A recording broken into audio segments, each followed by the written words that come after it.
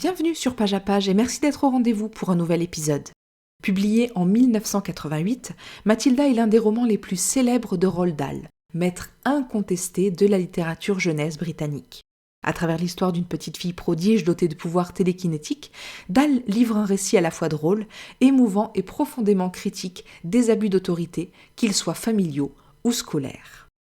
Dans un style à la fois simple et percutant, Mathilda aborde des thèmes universels comme l'intelligence, l'injustice, la résilience et l'importance de la lecture. Le roman oppose brillamment la cruauté absurde des adultes malveillants à la bonté et à la force intérieure des enfants.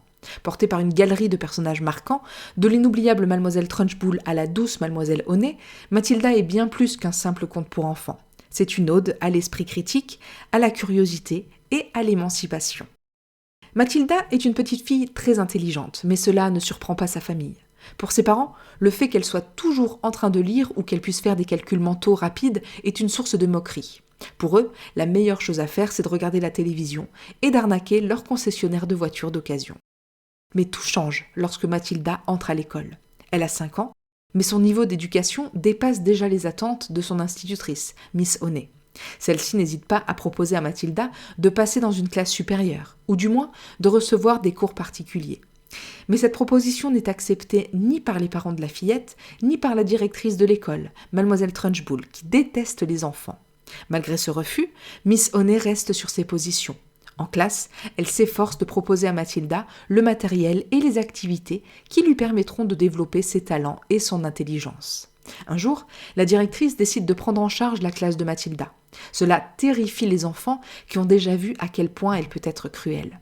Pendant l'heure qu'elle passe avec Madame Trunchbull, Lavande, la meilleure amie de Mathilda, fait une farce qui sème le chaos dans la classe. La directrice est furieuse. Elle accuse Mathilda, à qui elle en veut déjà. L'injustice que Mathilda ne peut supporter la pousse à faire appel à une sorte de puissance intérieure qui se transforme en une force invisible et magique qui parvient à renverser un verre d'eau sur la directrice. Mathilda ne sait pas vraiment comment elle a fait ce qu'elle a fait. Alors elle en parle à la seule personne en qui elle a confiance, Mademoiselle Honey. Cette dernière finit par la croire lorsque la jeune fille lui montre ce dont elle est capable. Admirative mais aussi intriguée, l'institutrice invite Mathilda à prendre le goûter. La maison de Miss Honey est petite et en très mauvais état.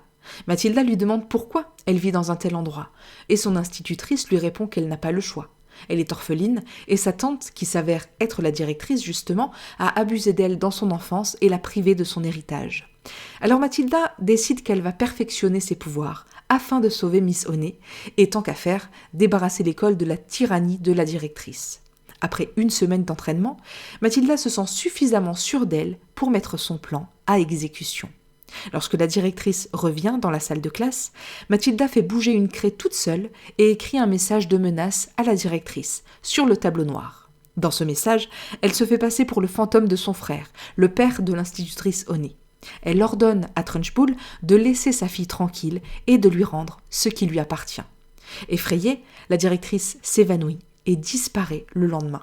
Elle quitte sa maison, qui devient la propriété de Miss Honey, et elle quitte aussi son poste de directrice.